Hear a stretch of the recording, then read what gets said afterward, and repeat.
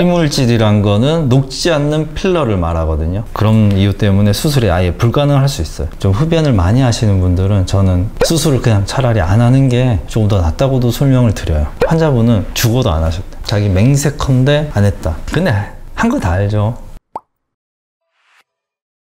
안녕하세요. 네, 미도클라스 김원장입니다. 오늘 주제는 제가 예전부터 이제 찍고 싶었던 주제인데, 병원에 제일 처음에 방문했을 때 예진표를 작성을 하시잖아요. 그 예진표의 중요성에 대해서 말씀드리려고 이번 영상을 촬영하게 되었습니다. 이게 저희 초진 문진표거든요. 1번 문항은 상담받고 싶은 부위. 보통 상담받고 싶은 부위를 한두 군데만 말씀을 드려도 질문을 이제 문답을 하다 보면은 30분이 지나가요.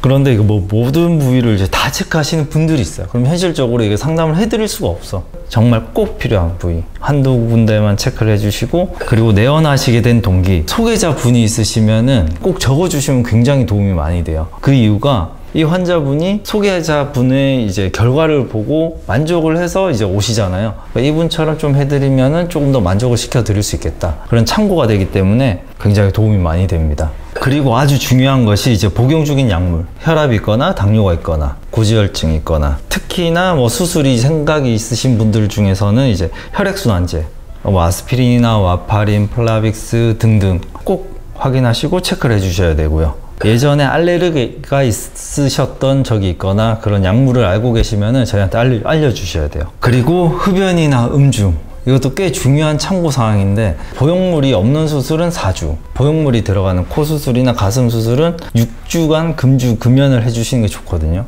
안 좋은 점이나 부작용에 대해서 좀 더 자세히 설명을 드릴 수 있기 때문에 꼭 체크를 해주시는 것이 좋습니다. 안면 거상 같은 경우나 코 수술 같은 경우에는 좀 흡연을 많이 하시는 분들은 저는 수술을 그냥 차라리 안 하는 게 조금 더 낫다고도 설명을 드려요. 수술 후에 염증이 생길 확률도 높고요. 담배를 피게 되면 혈관을 쪼그라뜨려요. 수술 후에 이제 혈액순환이 필요한 봉합 부분의 마진이 안 좋으실 수 있거든요. 흡연이나 이제 음주를 하시는 분들은 이런 여러 가지 부작용들이 안 하시는 분들보다 3배에서 5배 정도 이제 올라가니까 그런 위험이 생길 수 있다.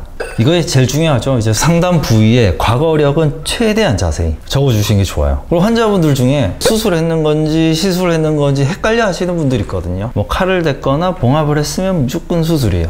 그 시술 부위에 이물질이 있는지, 그 이물질이란 거는 녹지 않는 필러를 말하거든요. 그 수술 부위에 이물질이 대량으로 들어가 있으면은 아예 수술이 불가능할 수 있거든요. 피부와 이물질이 유착이라고 해야 되죠. 고목나무처럼 딱딱할 수 있어요. 그런 이유 때문에 수술이 아예 불가능할 수 있어요. 그리고 부위별로 좀 설명을 드리자면, 이마, 만약에 이마 거상이나 이마 수술을 생각하신 분들은 필러 맞으셨으면 당연히 녹여야 되겠죠.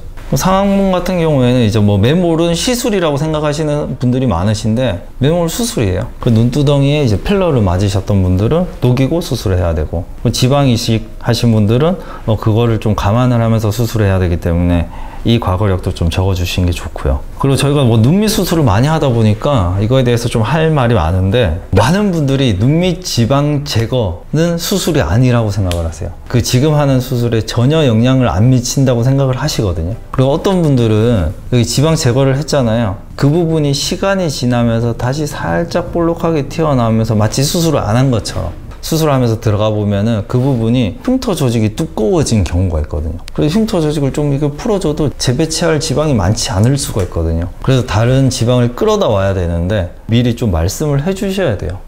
이것도 제가 다 경험이 있어서 말씀드린 거거든요. 실제로 들어갔는데 재배치할 지방이 없어. 그분은 어떻게 수술을 했냐면은 가 쪽에 있는 지방, 근데 이게 눈밑지 수술을 할 때 가 쪽에 있는 지방까지 접근하기가 굉장히 어려워요. 그쪽까지 좀 들어가서 거기 있는 지방을 좀 빼서 아래쪽 고랑에다가 유리 이식을 그렇게 시행을 한 적도 있고요. 눈물 고랑뿐만이 아니라 애교, 앞볼, 인디언 밴드 이런 부분에 이제 필러를 맞으셨던 분들은 최소 수술 일주일 전에 녹이고 수술을 하셔야 되고요.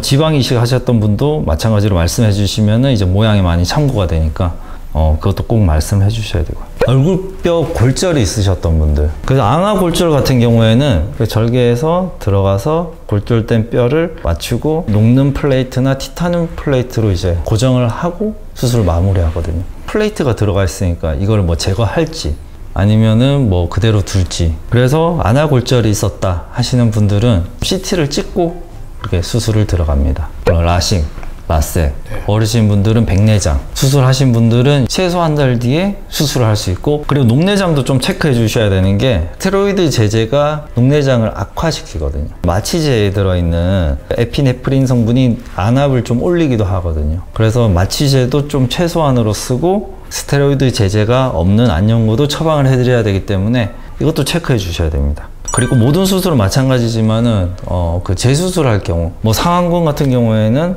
그 높게 잡혀 있었던 라인을 낮출 때는 그 높은 라인을 다 풀어주고 라인을 낮게 잡아야 되기 때문에 이것도 꼭 말씀을 해주셔야 되고, 그리고 하안검 수술, 재수술 같은 경우에는 처음 이제 박리할 때가 중요한 게 피부와 흉터 조직 그리고 밑에 근육을 이렇게 분리를 해줘야지 조금 더 이제 애교 쪽에 볼륨도 줄 수 있고 조금 더 예쁘게 만들 수 있거든요. 시작부터 이제 수술 박리 플랜이 바뀌는 거예요.